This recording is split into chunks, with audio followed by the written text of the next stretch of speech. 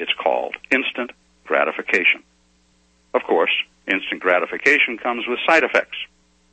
Check the PDR for its list of contraindications: financial addiction, cravings for more baubles and trinkets, an obsession to keep up with the Joneses, sleepless nights mired in sweat due to horrendous credit card debt, and threats of repossession and even foreclosure. On the national level, the symptoms include big government and a debt to match, increasing inflation, rising unemployment, an income tax, and the approach of national foreclosure marked by violent revolution and war. When, in a follow-up message, we investigate the half-dozen bank panics of the 1800s which served to justify creating the Fed, a bank to end all banks, you understand, it may strike our listeners that those could not have occurred save for the presence of one essential element: banks. No banks, no bank panics. Simple, huh? But far too simple for most Americans. Alternative healthcare professionals will understand the principle clearly, and we'll discuss it on the other side of this break. You're listening to Datum Line, and I'm Bruce G. McCarthy.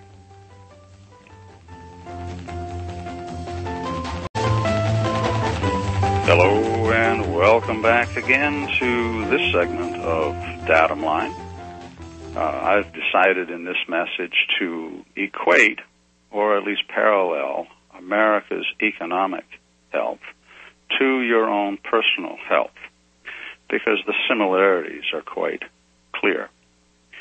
And to also acknowledge the people in alternative healthcare, those professionals who are doing a superlative job in helping people to be cured of disease rather than simply treating the symptoms.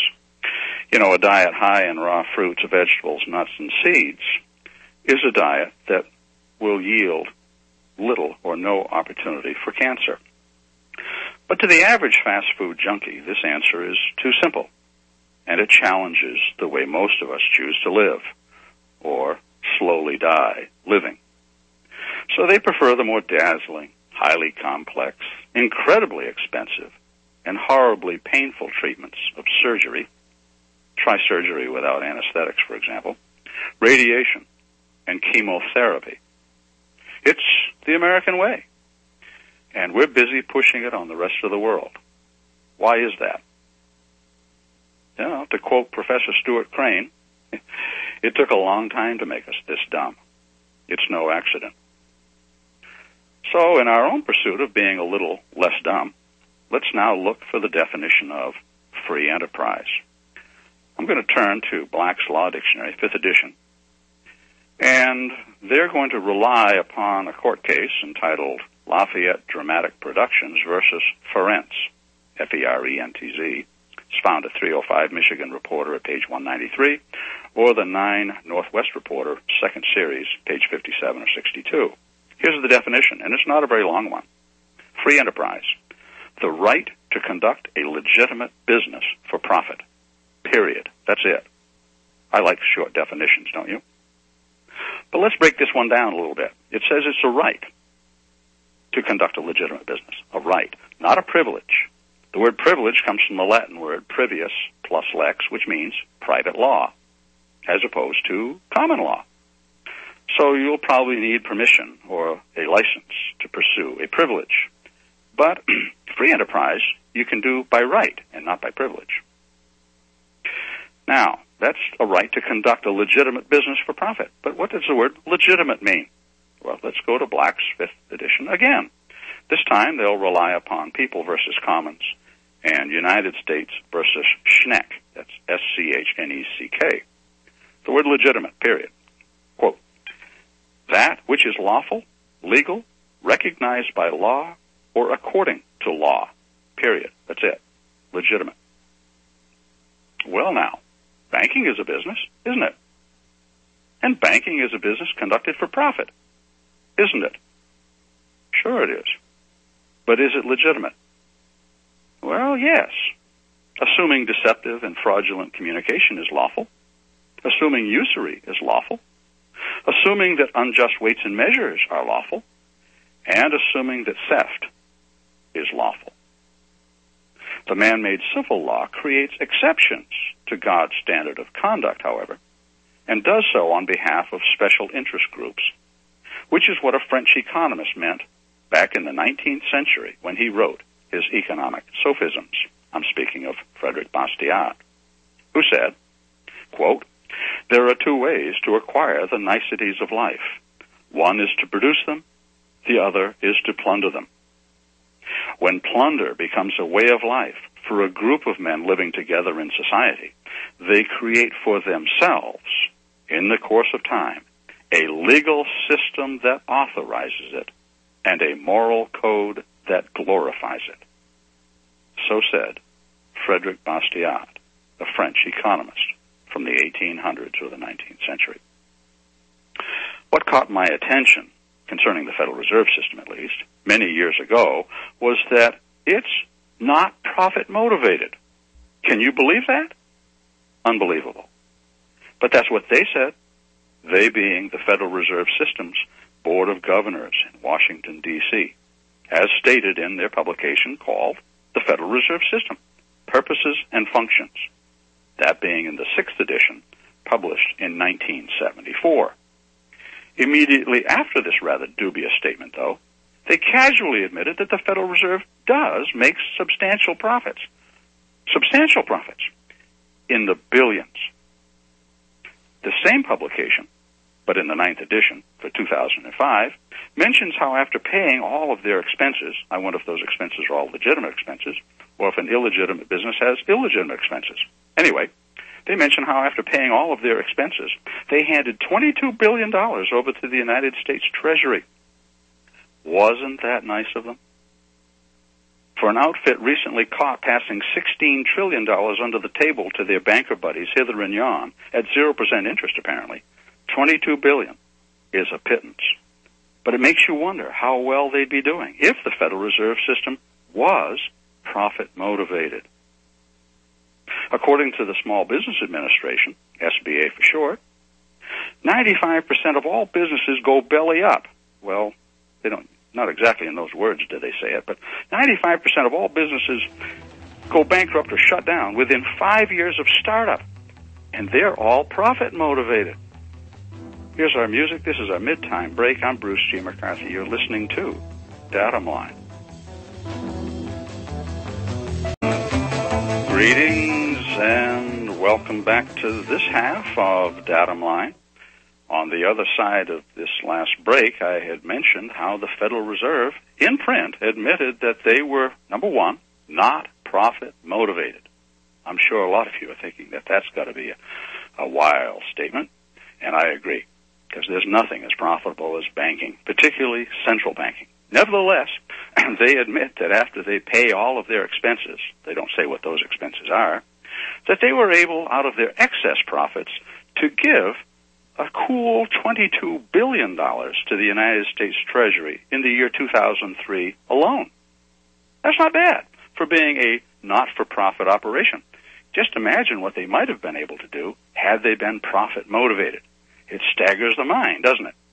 And what's $22 billion? Well, if you were to spend $22 billion, that would be like spending $22,000 times a million days. 22,000 times a million days. That would be $22,000 a day for nearly 2,740 years.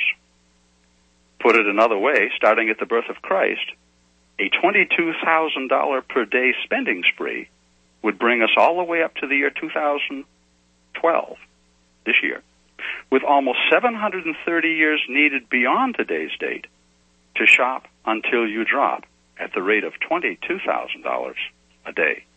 That's what they gave back to the United States Treasury out of the kindness of their heart. I'll bet if those same folks who had started up the businesses that I mentioned, SBA say, go out of business, 95% of all businesses that start up in America go belly up within 5 years of startup.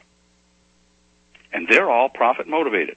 But I'll bet if those same folks had started a not-for-profit business on the lines of our central bank, they'd have done a lot better. Until, of course, some government agency began snooping around. after which 95% of them would have gone to prison. What do you think? So what I'm saying is that this has not been a free enterprise system since the Federal Reserve System opened for business in 1914, then confiscated our gold and silver, and left a bewildered public totally dependent on the credit that bankers create out of absolutely nothing. But what about this word capitalism? And specifically, the root word, capital. We'll turn to Black's Law Dictionary, 5th edition, page 189, and the definition of capital.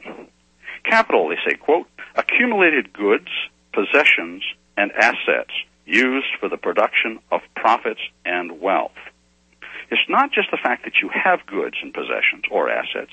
It's that you have them and are using them for the production of profits and wealth.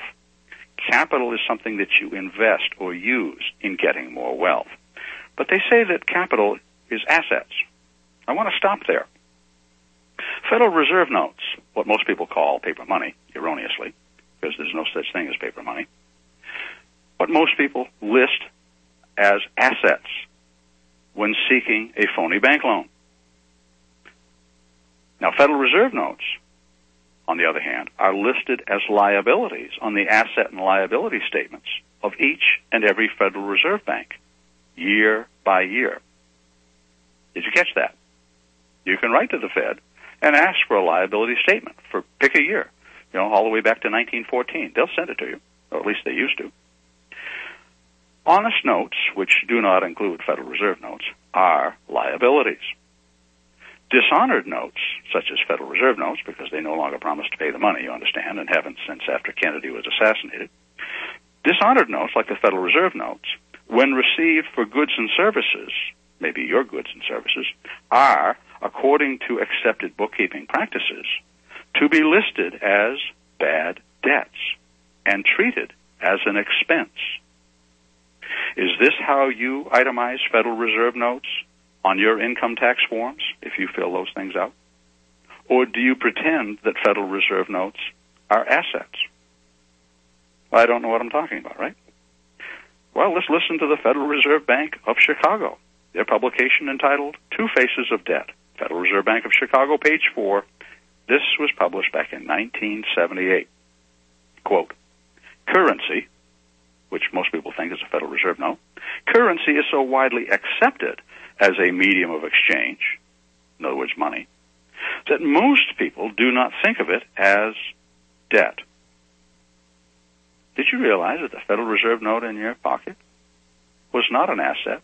It's a liability, and it's listed as a liability on the asset and liability statements of each and every Federal Reserve Bank. And the Fed is telling you that it's a debt. Now, what's debt? Black's Law Dictionary refers to and relies upon state versus duce. Debt is a sum of money due or owing, period. Is money due or owing? Money. Can a chicken that you haven't eaten yet be the chicken dinner? Hope that one isn't too difficult to figure out. Let's continue with the definition for capital, however, from Black's Law Dictionary. They go on to say that owner's equity in a business constitutes capital. They say often used equally correctly to mean the total assets of a business, sometimes used to mean capital assets. In accounting, the amount invested in a business. Now, they don't say the amount of what. They just say in accounting, the amount invested. Now, is that the amount of credit invested in a business, or is it the amount of money? Because money and credit are not synonymous, are they? Well, they don't say. Let's go on. In economic theory, there are several meanings. That doesn't surprise me. Capital may be used to mean capital goods. That is, the tools of production. Well, that makes sense. The money available for investment. But America doesn't have any money. But if you disagree, you tell me what the money is the government collects, spends, or wastes, or the banks pretend to lend. That's measured in dollars, and I'll give you 100 pounds of it absolutely free. Notify RBN that you want me to send you the money.